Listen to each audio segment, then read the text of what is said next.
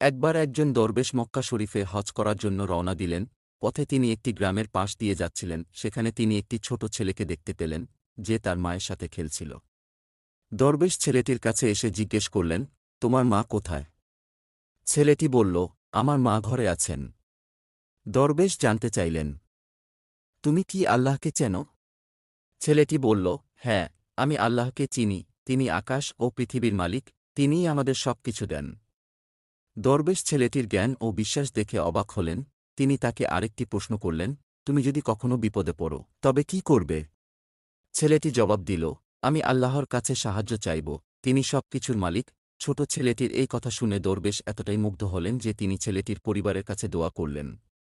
শিক্ষণীয় এই গল্পটি আমাদের শেখায় যে, ছোট বয়স থেকেই আল্লাহর প্রতি বিশ্বাস এবং তার প্রতি নির্ভরতা থাকা কতটা গুরুত্বপূর্ণ। এটি আমাদের শিশুদের ইসলামের মৌলিক শিক্ষা দেওয়ার গুরুত্বও তুলে ধরে। এই গল্পটি ভালো লাগে চ্যানেলটি সাবস্ক্রাইব করবেন।